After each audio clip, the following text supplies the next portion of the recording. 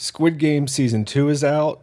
I'll go ahead and give you a warning now that Squid Game Season 2 is really Squid Game Season 2 Part A, and then Part B will be the actual finale.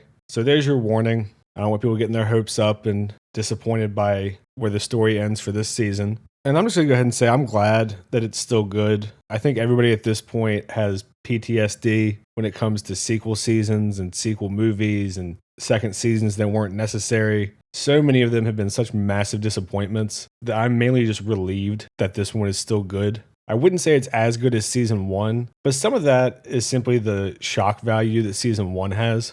You know, the first time that you watch season 1 and you don't know what's happening going into it, and red light, green light happens, is like crazy and chaotic and stressful and just brutal. And obviously, if you've seen the trailer for season 2, you know that red light, green light is on the menu again. And of course, when you've seen something once already, the shock value is gone. And to me, that sort of seems to be the biggest struggle that season 2 has. But we do get some new games beyond that. I won't spoil anything in that regard. I thought the games that we've seen so far have been really stressful.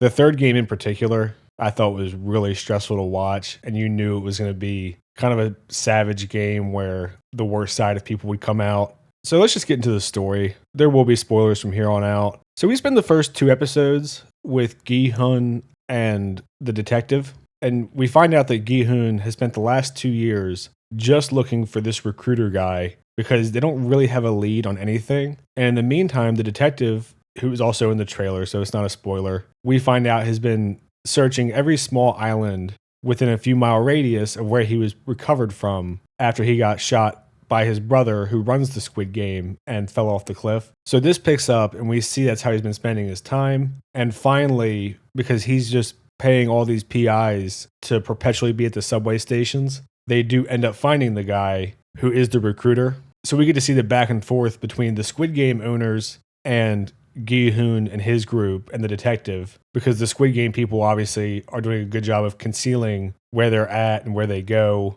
And this ends up, as you've seen in the trailer, with Gi-hun getting sucked into the Squid Game again. So once he's in the Squid Game, we get a whole new group of people. There's this guy Thanos, the rapper with purple hair. The guy that they casted for him is perfect because he is a fucking asshole. And the entire time you're watching, you're like, please God, let this guy die. And then you end up with the voting system again, where there's a struggle between the people who want to stay and leave. And the psychology to me is something I find really interesting about this show and kind of what makes it so good and not just a shocking kind of gory show. So one of my favorite parts of the first episode is when the recruiter goes to this park where there's all these homeless people and he offers them a scratch off or this big ass loaf of bread. And we see him go buy all the rolls of bread from some place and 100 scratch off tickets. And we get a little montage and almost all the homeless people choose the scratch off ticket. So after he's done, he throws all the bread on the ground and says, you guys had your choice. I didn't throw this bread away. You did. And to me, this is kind of the message of the season, is that people's choices are why where they are. At least that's what the Squid Game owners believe. Because Gi-hun has a conversation with the recruiter guy where he's like, you just manipulate people who are down their luck and take advantage of them, stringing them along with false hope. Like you're exploiting desperate people. So that's kind of the struggle going on between the Squid Game creators and Gi-hun. And we see that in this scene. But I really like it because, you know, you could debate which one would be the smarter one to take. Obviously, if you take the scratch-off ticket, you're almost certainly going to end up with nothing. But there's a small chance that you get some money, maybe even a lot of money. Obviously, the other side of that would be to take the bread, and that's a meal. So after a day, you're going to be back to nothing. And I think that, you know, there's an interesting debate to be had there. But that seems to be the belief of the Squid Game people, that people would rather take the low likelihood but very high reward gamble than making the right choice for something that will be guaranteed sustenance and just one small correct decision, essentially. So this time in red light, green light, Gi-hun is giving out instructions and explaining to people how it works and trying to keep everyone calm.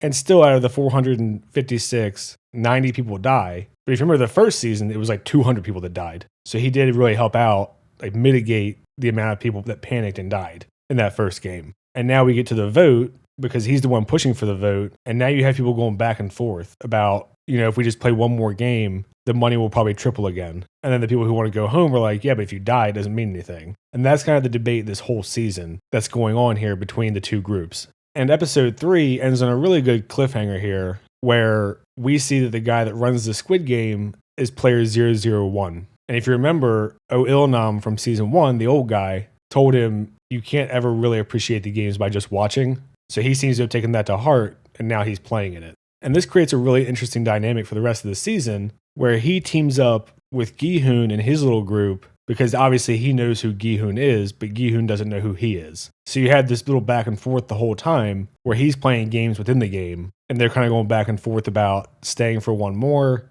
And you can see where episode 3, he was the last one to vote yes to keep playing, because they went in reverse order of player number. And the whole time you can tell he's kind of probing to get information from Gi-hoon, just see what type of guy he is. And it seems like he just really likes Gi-hoon, as far as I can tell. And then we also get his backstory, because if you remember, we saw that he was one of the Squid Game participants when the detective was on the island in season 1. So I think the implication is that he won, and now he's in charge of it. We also get a B plot where a North Korean girl is actually one of the triangle faces working for the Squid Game. And we find out that she was a North Korean defector who got taken in by the Squid Game people, and now she's working for them. But we don't really know what's going on with her yet, other than she's still seeking her missing daughter that she lost somewhere along the way trying to sneak out of North Korea. But they get pissed off at her because she was told that she would be helping people painlessly move on, and obviously the organ harvesting thing is still going on as well. So they're trying to keep people alive so they can get the organs while they're fresh, essentially, and she keeps finishing them off. So that creates strife within the pink suit people. Not really sure what's going on with her yet, and that's kind of the problem that the season 2 has as well, is there's a lot of unresolved stuff. It's all good setups, so hopefully season 3 will be all payoffs. Plenty happens in the first half of this season. This isn't like Dune Prophecy, where it feels like they milked half a story and just kind of drug it out. But it does feel like when you're watching it and you go into episode 7, you're like, oh shit, there's not enough time to resolve everything. I also wanted to mention this plot line because people were like freaking the fuck out that there was a tranny character in season 2. And it's funny because I actually really like this actor. He's always a dick in everything I've seen him in. In The Glory, he's a total asshole. Queen of Tears, he's an asshole. The Bequeath, he's an asshole. So I was really looking forward to seeing his character in this show. And I don't know why Eastern stuff seems to deal with gay stuff and trans stuff a lot better than Hollywood does. It never really feels like a lecture. It's just kind of part of their character and part of the story. So to me, that's fine. I don't give a fuck about that. Just one quick example of this would be the anime Steins Gate, where there's a guy who looks like a woman, because it's anime, and Steins Gate is about time travel, and there's 2 timelines. In the other timeline that the main character gets into, this character becomes an actual woman and not just a really effeminate man. And part of resolving the timeline is he has to ask him to go back to being a man, even though he's happier as being a woman. And it's a really interesting thing to include in the story, and a big change that helps him get back to his timeline the way that the timelines work in that show. So I just want to put that out there. I didn't think the trans stuff was a big deal at all in this. And there's actually some pretty funny dialogue around it, because you have like the older Korean lady who's not particularly sensitive. And it just felt very real to me. And I want to talk about the action scene in episode 7.